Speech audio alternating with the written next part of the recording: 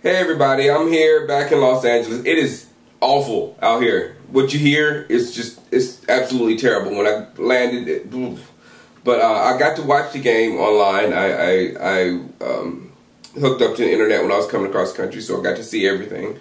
I didn't make a video when I got home because I just don't know what you want me to say at this point. You can go back and look. I mean, people think I overreact a lot and blah, blah, blah.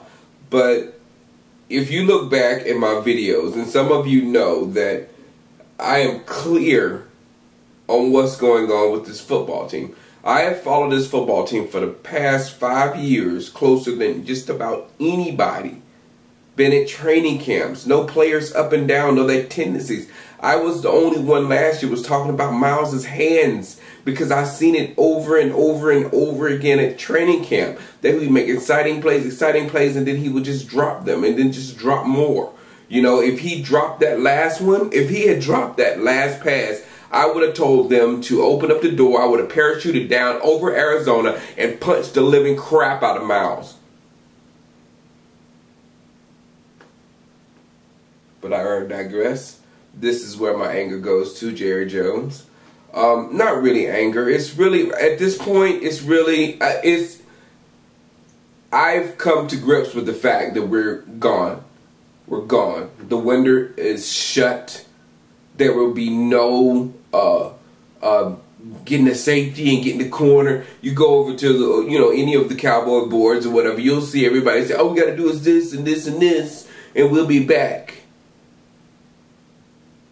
And I had to disagree with Jeremy Dukes. You know, Jeremy Dukes, I like Jeremy Dukes. He might even be my cousin. You know what I'm saying? He's a good guy. But he was talking about all the talent that Jerry Jones has put on this football team, which I disagree with that, also. I mean, there were some really good pieces on this team. I mean, some really good players. But then the drop-off between the other players are absolutely, sometimes it's astronomical. So it doesn't matter, though. It doesn't matter if he gets a whole bunch of talented people and throw them out there on the football field and tell a coach to coach them. That ain't gonna get you nowhere. We have no identity. You tell me down below. You tell me what type of football team we are. What type of? What is our attitude? How do we play? I bet you can answer that about the New England Patriots. I bet you can answer that about the Pittsburgh Steelers. I bet you can answer that about the Baltimore Ravens. All teams that are consistently good. You can say what type of team they are, what kind of attitude they have. You can't say a thing about the Dallas Cowboys because you don't know. You don't know. And I made a video. I'll attach it to this video. But I made a video 2 years ago talking about Wade Phillips and how Wade, as I said before in the video when he was fired, Wade is an absolute brilliant defensive mind.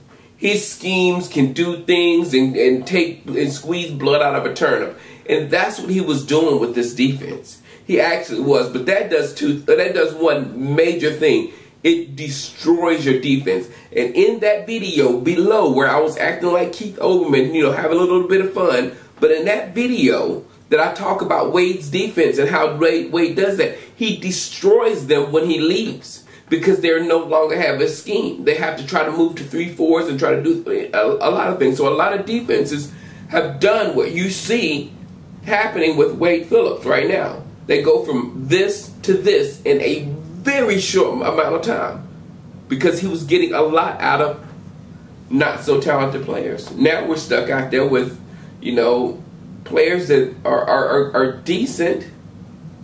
They're decent players. But they're not that good.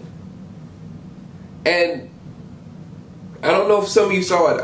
Clarence Hill made a article. I think I'll put it in the description. I think I'll find the link and I'll put it in the description. But Clarence Hill wrote an article about how this team and how this defense is actually the worst defense in Dallas Cowboys history.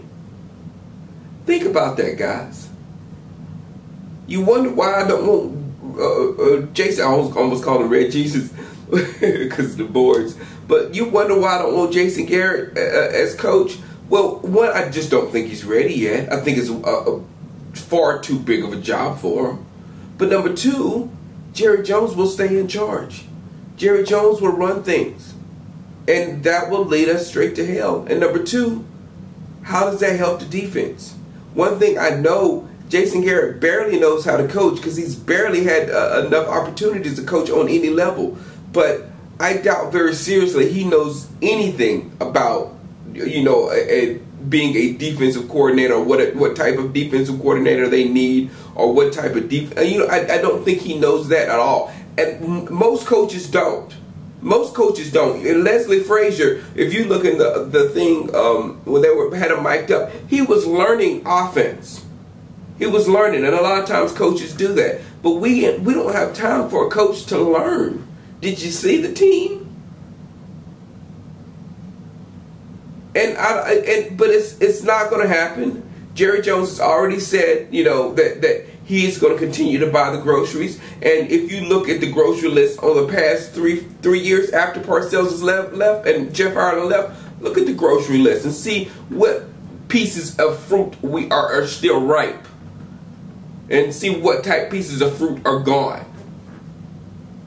So I mean, the window of opportunity closed, and it closed a while ago. And a lot of you saw when I saw the switch, and now we're just playing out the string. And a lot of people, like to say we're different. We're different. That seems like the same football team. The same football team all of last year. The same football team that gets up when their back's against the wall. They play hard and they look like world beaters. Then they come back and look lackluster with other teams. It just seems like everything is basically the same, except there's more balance on offense. So I don't know what to do at this point. I don't know. I've said, you can go back and look at all my videos. My focus is clear. People call me a Jason Garrett hater. They say my name is almost a curse word over at the boards. They say overreact. They say all kind of ridiculous stuff about me. But you could go back and look at my videos, and they paint a clear picture. I talk about trading the trading Romo pictures. People talk about, I'm glad you're not running the Cowboys. This offensive line is going to get any quarterback murdered. Tony Romo comes back next year. Week 4, he's down on the ground with another broken clavicle because they can't block for him. They couldn't block for Kitna. They wasn't blocking for Stephen McGee. It's just the offensive line cannot be fixed like that. Again, look back at the groceries Jerry has bought in the last 3 or 4 years, after Parcells, and see what kind of pieces we have yet now. Where's Robert Brewster? Where's all the draft picks? The defense, some people just think we need a safety or a nose tackle and that's it. No, we don't. Need a whole bunch more than that. Along with somebody that can scheme it. It's a huge amount of problems, and we can go out there and we can compete weekly because we got some talented players and they're playing hard. But next year, I don't know. Next year we might fall even further than we fell from this year, from last year. So it's to me, the window of opportunity is closed. I'm with blowing the entire thing up, salvaging what you can, and try to get this thing back on track as fast as possible. It can be done. If you still try to chase waterfalls at this point, you can drive this team straight to HE double hockey sticks, and it will take pure luck and brilliance to bring it out the dang depths of hell again, like Bill Parcells did. So, I mean, let's just see what happens. Let's just see what happens. But I'm telling you, it's still not looking good at all. All right, guys. I'm going to play my Madden week. I don't know about you, but I'm still going to win a Super Bowl in Dallas. It's going to be on Madden. All right, holla.